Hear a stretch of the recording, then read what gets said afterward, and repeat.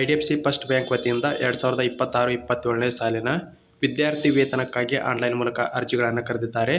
ಅರ್ಜಿಗೆ ಸಂಬಂಧಪಟ್ಟಂತೆ ಸಂಪೂರ್ಣವಾದಂಥ ಮಾಹಿತಿಯನ್ನು ಈ ಒಂದು ವಿಡಿಯೋದಲ್ಲಿ ತಿಳಿಸ್ಕೊಡ್ತಾ ಇದ್ದೀನಿ.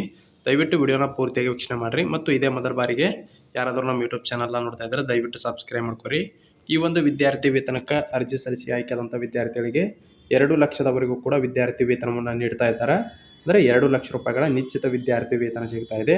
ಆದ್ದರಿಂದ ಅರ್ಹತಾ ಮಾನದಂಡಗಳನ್ನು ಹೊಂದಿರುವಂಥ ವಿದ್ಯಾರ್ಥಿಗಳು ಪ್ರತಿಯೊಬ್ಬರು ಕೂಡ ಮಿಸ್ ಮಾಡದೆ ಅರ್ಜಿಗಳನ್ನು ಸಲ್ಲಿಸಿರಿ. ಸಂಪೂರ್ಣವಾದಂಥ ಮಾಹಿತಿಯನ್ನು ನಾನು ನಿಮ್ಗೆ ತಿಳಿಸ್ಕೊಡ್ತೀನಿ. ದಯವಿಟ್ಟು ಸ್ಕಿಪ್ ಮಾಡಿ ನೋಡೋಕೆ ಹೋಗಬೇಡ್ರಿ, ವಿಡಿಯೋನ ಪೂರ್ತಿಯಾಗಿ ವೀಕ್ಷಣೆ ಮಾಡಿರಿ. IDFC ಫಸ್ಟ್ ಬ್ಯಾಂಕ್ ವತಿಯಿಂದ ಈ ಒಂದು ವಿದ್ಯಾರ್ಥಿ ವೇತನವನ್ನು ನೀಡ್ತಾ ಇದ್ದಾರೆ. ಈಗಾಗಲೇ ದೇಶಾದ್ಯಂತ ಇರುವಂತಹ ಪ್ರತಿಷ್ಠಿತ ಬ್ಯಾಂಕುಗಳಲ್ಲಿ ಒಂದಾಗಿರುವಂತಹ ಬ್ಯಾಂಕು IDFC ಫಸ್ಟ್ ಬ್ಯಾಂಕು.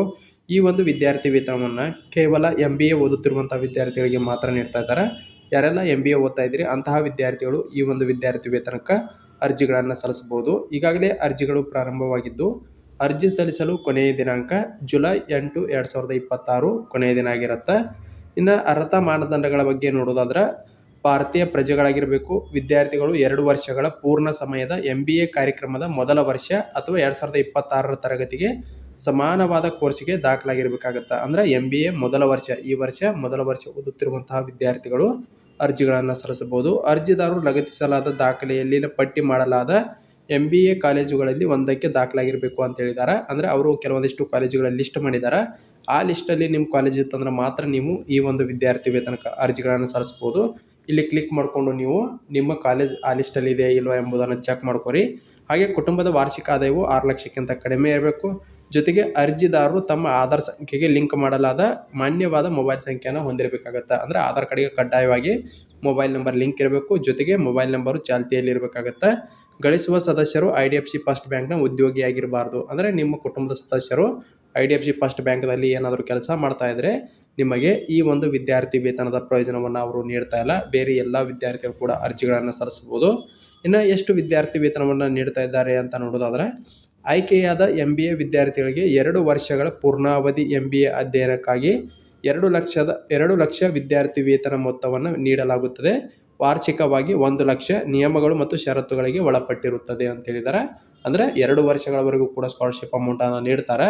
ಮೊದಲನೇ ವರ್ಷ 1 ಲಕ್ಷ, ಎರಡನೇ ವರ್ಷ 1 ಲಕ್ಷ, ಒಟ್ಟಾರೆಯಾಗಿ 2 ಲಕ್ಷ ರೂಪಾಯಿಗಳು ನಿಮ್ಗೆ ಈ ಒಂದು ವಿದ್ಯಾರ್ಥಿ ವೇತನಕ್ಕೆ ಆಯ್ಕೆ ಆದರೆ ನೇರವಾಗಿ ನಿಮ್ಮ ಬ್ಯಾಂಕ್ ಖಾತೆಗೆ ಜಮಾ ಆಗುತ್ತೆ.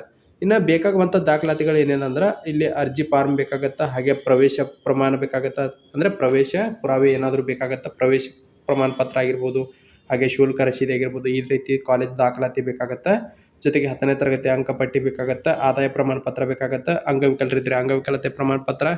ಹಾಗೆ ನೀವೇನಾದರೂ ಸಾಲದ ನಂತರ ಏನಾದರೂ MBA ಓದ್ತಾ ಇದ್ದರೆ ಸಾಲ ಮಂಜೂರಾತಿ ಪ್ರಮಾಣ ಪತ್ರ ಬೇಕಾಗತ್ತೆ.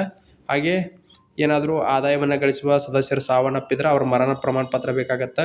ಹಾಗೆ MBA ವ್ಯಾಸಂಗ ಮಾಡಲು ಪಡೆದ ಯಾವುದೇ ಇತರ ವಿದ್ಯಾರ್ಥಿ ವೇತನಗಳು ಇದ್ದು ಅಂದ್ರೆ ಅವರ ದಾಖಲೆಗಳು ಕೂಡ ಇಲ್ಲಿ ಬೇಕಾಗ್ತಾವೆ. ಇಷ್ಟು ದಾಖಲಾತಿಗಳಿದ್ದರೆ ಸಾಕು, ನೀವು ಈ ಒಂದು ವಿದ್ಯಾರ್ಥಿ ವೇತನಕ್ಕೆ ಅರ್ಜಿಗಳನ್ನು ಸಲ್ಲಿಸಬಹುದಾಗಿರುತ್ತೆ.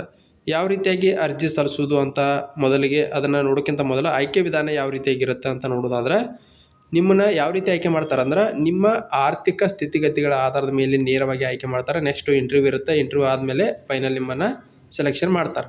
ಇನ್ನು ಇದಕ್ಕೆ ಯಾವ ರೀತಿಯಾಗಿ ಅರ್ಜಿ ಸಲ್ಲಿಸೋದು ಅಂತ ನೋಡೋದಾದ್ರೆ IDFC ಫಸ್ಟ್ ಬ್ಯಾಂಕ್ ಅವರ ಅಧಿಕೃತವಾದಂಥ ವೆಬ್ಸೈಟ್ಗೆ ಹೋಗಬೇಕಾಗತ್ತೆ. ಆ ವೆಬ್ಸೈಟ್ ಲಿಂಕನ್ನು ಇದೇ ವಿಡಿಯೋ ಕೊಟ್ಟಿರ್ತೀನಿ. ಅಲ್ಲಿಂದ ನೇರವಾಗಿ ಕ್ಲಿಕ್ ಮಾಡ್ಕೊರಿ. ಈ ರೀತಿಯಾದಂಥ ಪೇಜ್ ಓಪನ್ ಆಗುತ್ತೆ. ಇಲ್ಲಿ ಮೊಬೈಲ್ ನಂಬರನ್ನು ಹಾಕಿ ಗೆಟ್ OTP ಮೇಲೆ ಕ್ಲಿಕ್ ಮಾಡಿಕೊಂಡ್ರೆ ಒಂದು OTP ಬರುತ್ತೆ. ಲಾಗಿನ್ ಮಾಡಿಕೊಂಡು ರಿಜಿಸ್ಟ್ರೇಷನ್ ಮಾಡಿಕೊಂಡು ಅರ್ಜಿಗಳನ್ನು ಸಲ್ಲಿಸ್ರಿ. ಒಂದು ವೇಳೆ ನಿಮ್ಗೆ ಗೊತ್ತಾಗಲಿಲ್ಲ ಅಂದ್ರೆ ಅರ್ಜಿ ಸಲ್ಲಿಸೋದು ಯಾವ ರೀತಿ ಅಂತ ತಿಳಿಸ್ಕೊಡ್ರಿ ಅಂದ್ರೆ ಅದನ್ನು ಸ್ಟೆಪ್ ಬೈ ಸ್ಟೆಪ್ ಒಂದು ವಿಡಿಯೋ ಮಾಡಿ ಅಪ್ಲೋಡ್ ಮಾಡ್ತೀನಿ ಅಂತ ಹೇಳ್ತಾ ಇದು ಇವತ್ತಿನ ಒಂದು ಹೊಸ ವಿದ್ಯಾರ್ಥಿ ವೇತನದ ಕುರಿತು ಸಂಪೂರ್ಣವಾದಂಥ ಮಾಹಿತಿಯಾಗಿರುತ್ತೆ. ಇದೇ ರೀತಿ ಹೆಚ್ಚಿನ ವಿದ್ಯಾರ್ಥಿ ವೇತನಗಳಿಗಾಗಿ ಮೊದಲ ಬಾರಿಗೆ ನೋಡ್ತಿರುವಂಥವ್ರು ಸಬ್ಸ್ಕ್ರೈಬ್ ಮಾಡ್ಕೊರಿ.